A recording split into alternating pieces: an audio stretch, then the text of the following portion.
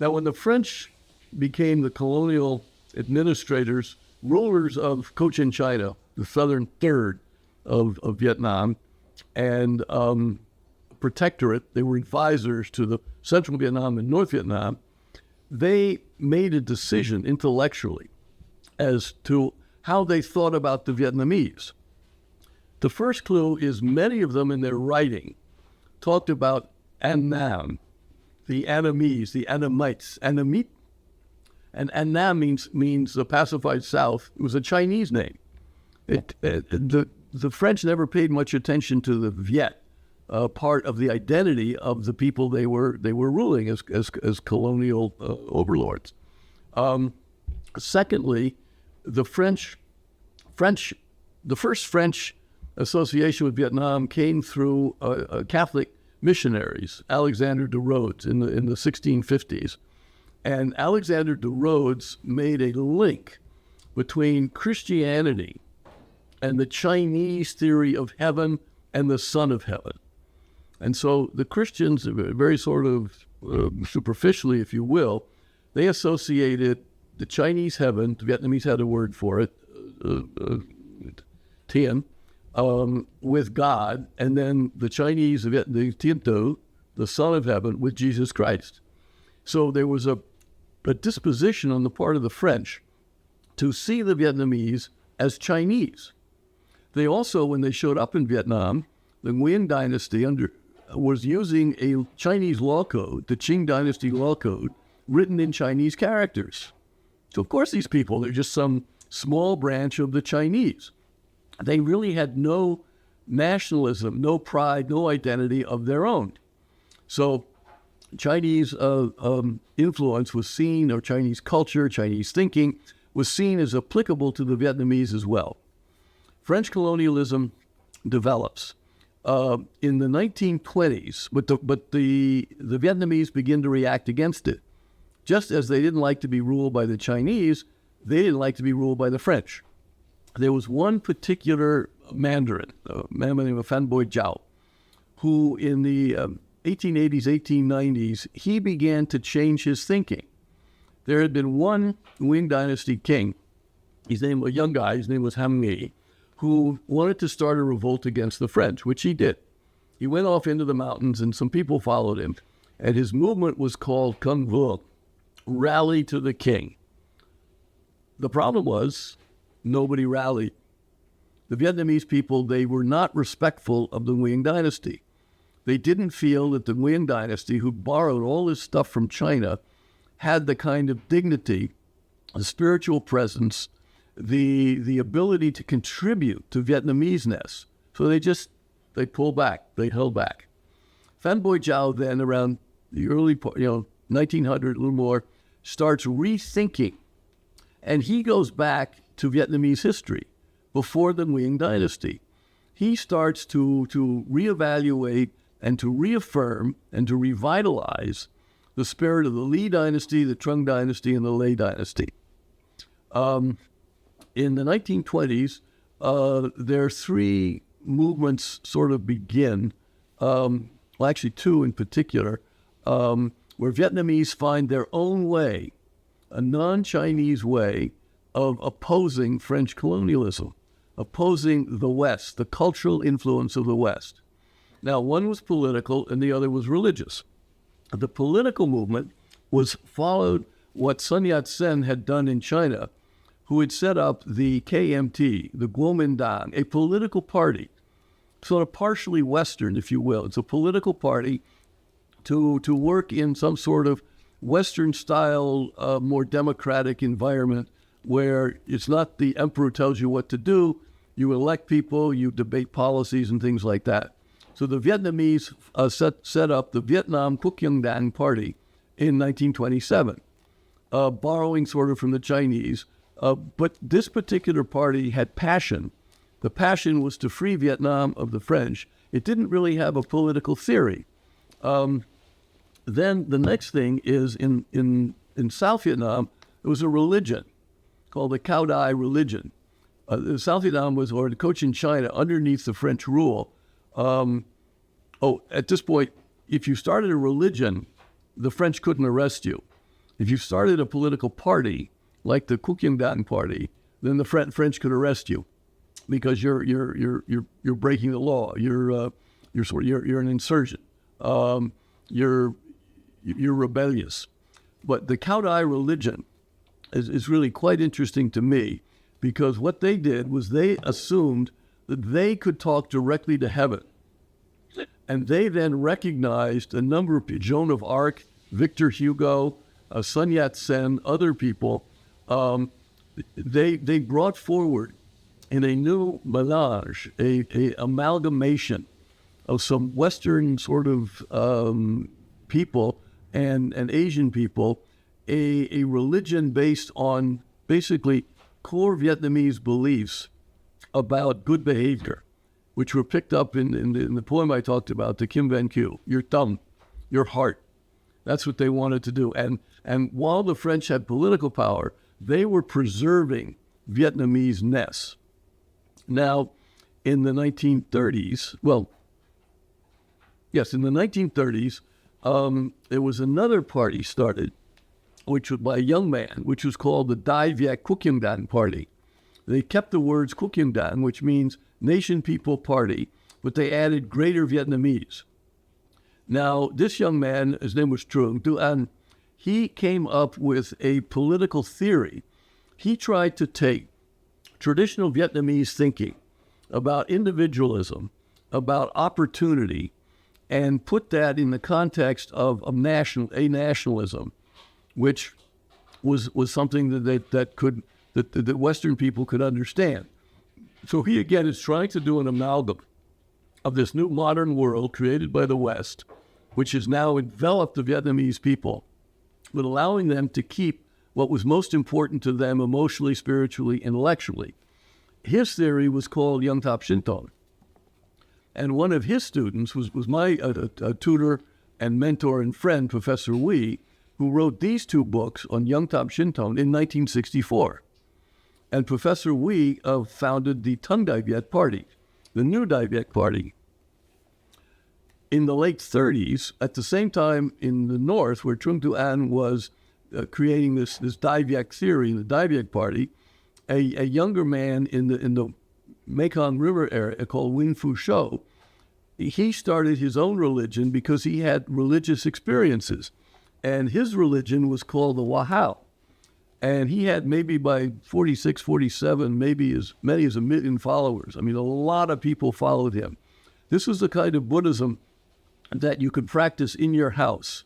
And he wrote this Samyang, which is a long poem of scripture about how to be a good person. And this is very, very Vietnamese. The essence of the Wahao religion is the 4 gratitudes, that you as a person need to be grateful for your parents, for the nation, for the people. This religion is Buddhism in a nationalistic context. And then you need to be grateful for the Buddha and for the Sangha, the order. But it's a notion of being regretful, being grateful to people who are spiritually endowed with energy and commitment and compassion. But previous to that, in the 19th century, in the Mekong Delta had been a small religious sect called the Buhusang Ki Hung. And this was a sect, I think, inspired Win Fu Shou, because as the French took over 1860, 1870, there was this monk who again was formulating in his own way a sort of a spiritual guide of Vietnamese-ness, to be Vietnamese and to be a good people. Now, this is the background. These political and religious movements from in the 20s and the 30s, and then World War II, they're the background for the Vietnam War. So what was the Vietnam War about? The Vietnam War was basically about a communist party, which again had attracted some members in the 20s and the 30s, which was a Western-inspired ideology from the French. They wanted to become the rulers of Vietnam, the way the communists had taken over Russia, and the way Mao Zedong and the communists were trying to take over China. They were opposed to the Cao Dai religion, the Wahao religion, the Kuomintang, the Dai Viet, and all other Vietnamese. because under communism, it's the party that is the vanguard of the proletariat. It's a dictatorship of the party. Now, Ho Chi Minh learned his communism in Paris in the early 1920s. We also have a document that 1911, when he first showed up in France, he said he wanted to be useful to the French. He was turning his back on Vietnamese-ness in order to become modern or something like that. He ends up becoming a communist. The Russians train him, send him to China to work with Chinese communists. They sent him down to set up a communist party in Vietnam. The communists are not particularly successful in the 1930s, 1940s. Nguyen Phu Trong, the Cao Dai, have a lot more followers.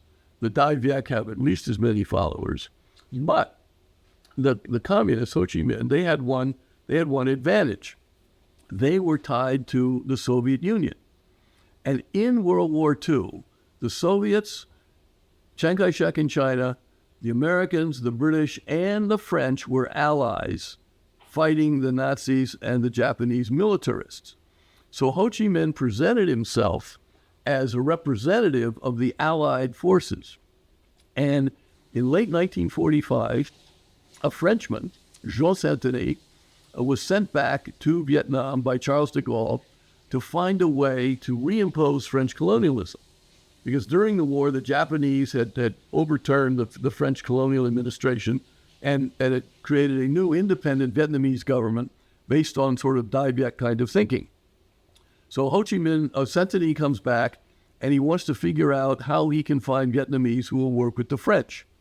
The only Vietnamese leader who is really open to working with the French is, guess who? Ho Chi Minh, whose ideology, communism, sort of came from the French, and Ho spoke French. And he would tell Saint-Denis how much he remembered fondly his days in Paris and things like that. So Jean Saint, and the other thing is, the other Vietnamese, the Hoa, the Cao Dai, the Cuc Kinh Dang, the Dai Viet, the former Emperor Bao Dai, they wouldn't talk to Saint-Denis. They didn't want to help the French. They wanted independence. But in March 1946, Saint-Denis and Ho Chi Minh make an alliance.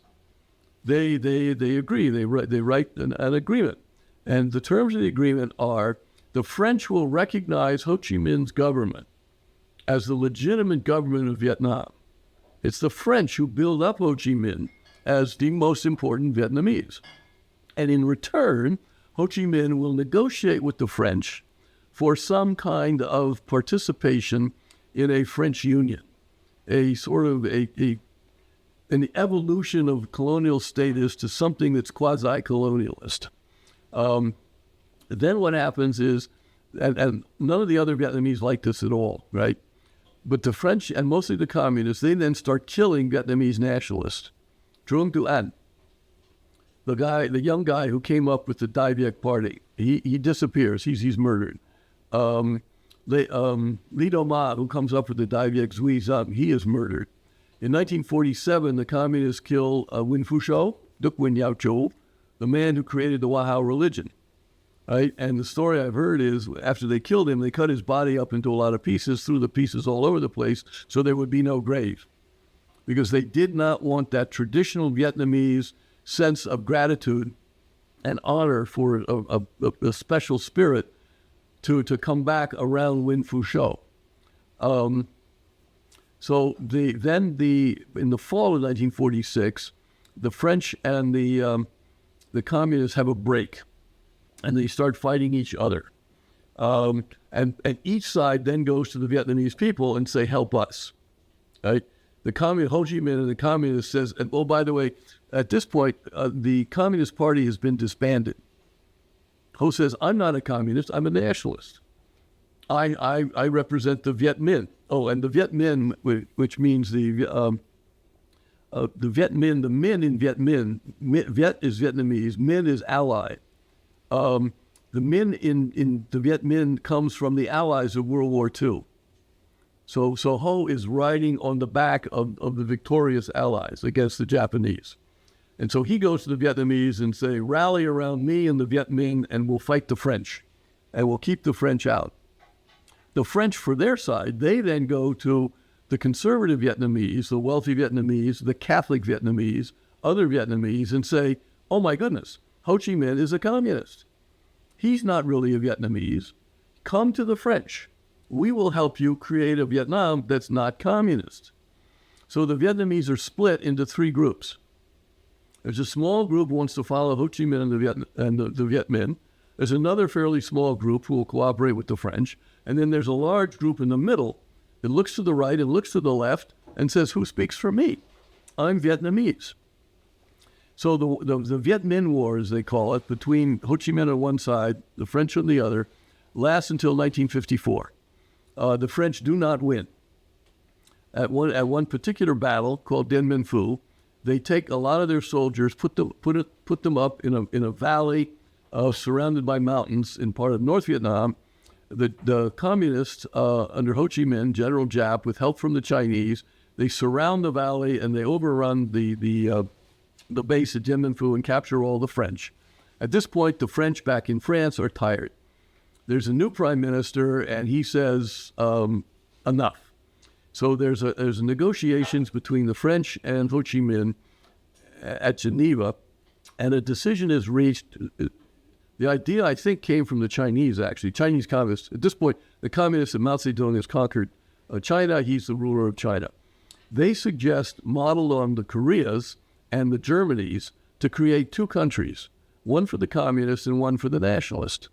So in 1954, North Vietnam is created, capital Hanoi. South Vietnam is created, capital Saigon. The Americans decide in October 1954, the Americans decide to support South Vietnam because of nationalism.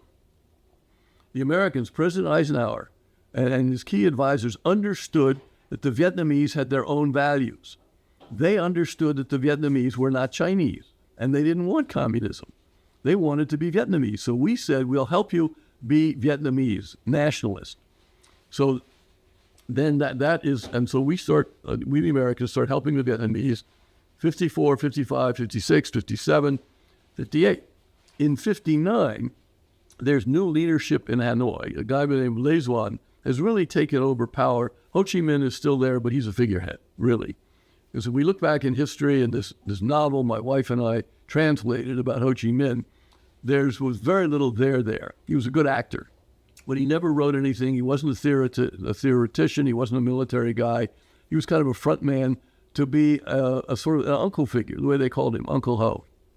Le Duan has decided he's a very doctrinaire, hardcore communist, and his notion of communism is a command structure. It's really like the Chinese imperial system that the Nguyen dynasty had. At the top is the head of the Communist Party. Then there's the Communist Party, which is like all the mandarins under the imperial system. And then under the Communist Party and under the mandarins are all the people. And your job is to listen up and do what you're told. So in January 59, the Communist Party decides they're going to conquer South Vietnam. So they start preparing this. In 1960, in November 1960, the Communist Party in Hanoi, we now have the documents.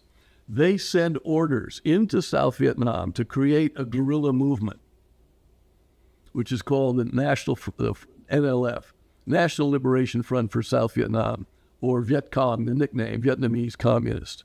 And so the war sort of really gets started after 1960. We now have documents from Hanoi. I've got a copy given to me by Colonel Bui Tin, which details the number of North Vietnamese soldiers who were sent south between 1959 and 1975. The total is a little over 1 million soldiers. Now, when one country sends 1 million soldiers to another country, usually we call that an invasion. And so Hanoi decided to invade, but they did it cleverly. They didn't do it openly. It was secret. They sort of said the war in the South is being led by oppressed Southern farmers and peasants who are rising up against corrupt bureaucrats, corrupt generals, and the American imperialists. And a whole bunch of Americans in the anti-war movement believed them. Now, the anti-war movement here believed the communists because they relied on the French. And the French, going back to Jean Saint-Denis, picked Ho Chi Minh. So the Americans, who didn't like the idea of America fighting a war in Vietnam, they needed a justification. They needed a theory. why is President Kennedy wrong? Why is President Johnson wrong? So they borrowed their theory from the French, who said that, well, Ho Chi Minh is really a nationalist. He's the best of the Vietnamese. From the French point of view, he was a good Vietnamese because he'd studied in France. He'd become westernized. He was a product of the colonial system. In an odd sort of way, he was somebody the French could be proud of. They could say, see, we brought modern Western civilization to Vietnam, and it's with the communists. Those other Vietnamese over there, my goodness, they still believe in weird things like geomancy or Wahao religion or Cao Dai religion or the Yung Top Shinton theory of the Dai Viets. So the Vietnam War gets started. The government in South Vietnam is, unfortunately, for the Vietnamese people and myself, a kind of hybrid government between the nationalists and the Mandarin tradition of the Nguyen dynasty from China. The name you might remember is Ngo Dinh Diem. He was a Catholic. I think he was a good man, an honest man. He had his own virtue, his own duk, but he had a younger brother. He had two brothers. He had three actually, but two of them in particular. He had a younger brother, Ngo Dinh Nhu, who set up a political party, kind of like the Communist Party. It was filled with cadres, and it had an ideology. It was an ideology that came from the French. It's called personalism. In Vietnamese, it was Gung Lao Nhung Vi. So Diem trusted his brother. His brother had a political structure which was more important than the government. Another brother, the older brother, Archbishop Thup, was a Catholic. He wanted to build up Catholic Vietnamese and give them more prestige and more status than non-Catholic Vietnamese, sort of Catholic privilege, if you will. The Vietnamese did not rally to this regime. In 1963, the Buddhists, there were open protests. Nhu then sent the military into the Buddhist pagodas. The Americans realized that you can't defeat the communists if you're fighting among yourselves. So we said to the generals that if you want to change the government, we won't protest, we won't stop you.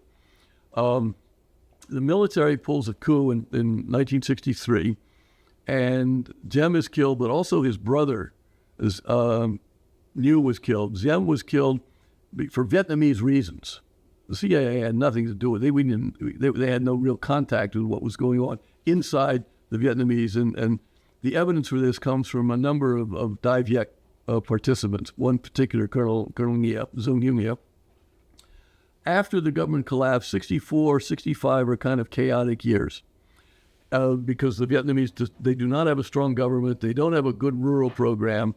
The military they don't know really who to follow. Hanoi decides to escalate. They then send down main force regiments. And the table shows you they start sending thousands and thousands more troops, starting in 64 and 65.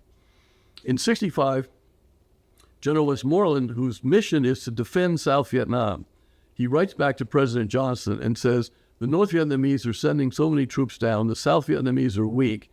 I need American forces to hold the line until the South Vietnamese can become better organized. Johnson agrees, and agrees to send 44 American battalions with help from some Thai troops and some Korean troops into South Vietnam. And the quote-unquote Vietnam War for Americans gets very big in the summer of 65. In October 1966, Secretary of Defense McNamara for the United States is very frustrated.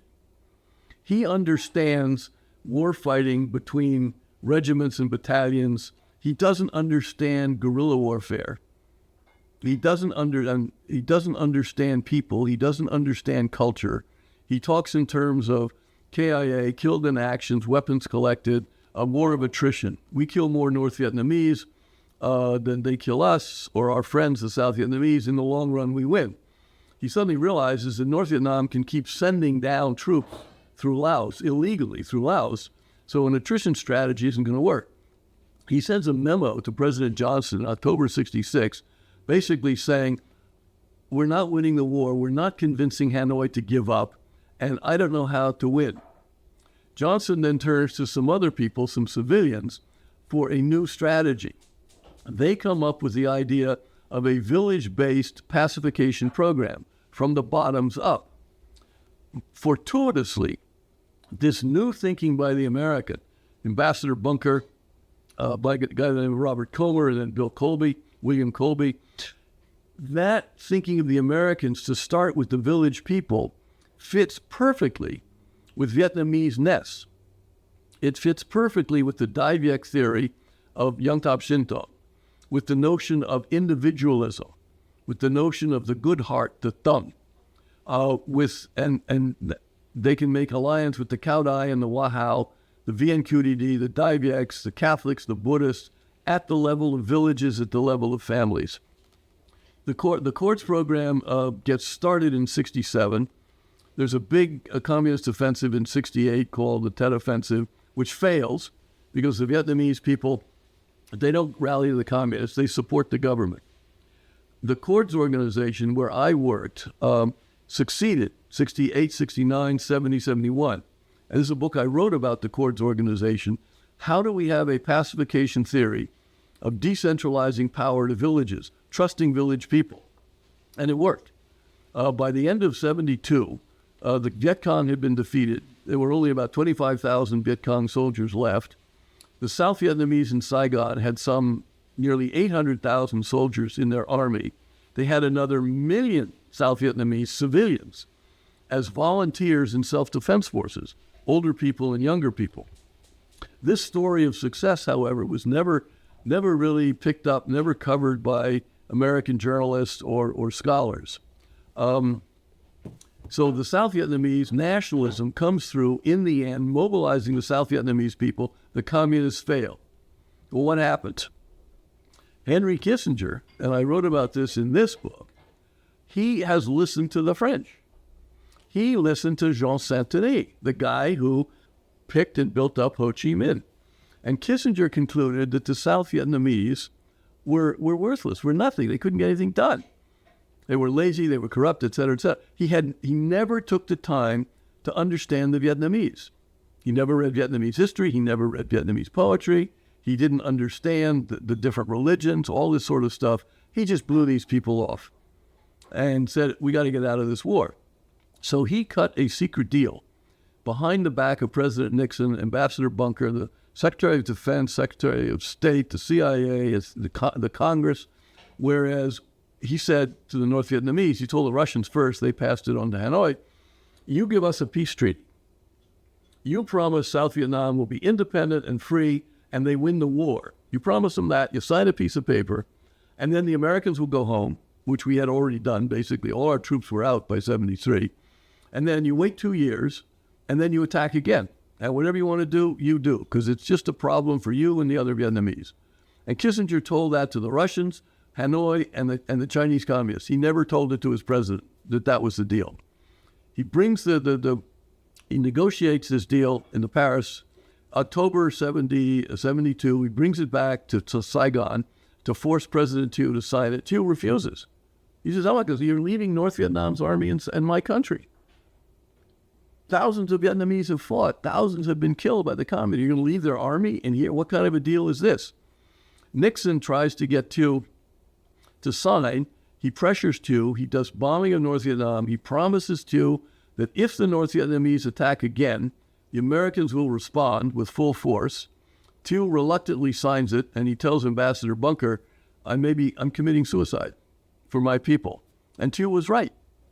2 years later, almost to the month, the North Vietnamese in 75, North Vietnamese open up an invasion. They invade the South, they had their army in the South.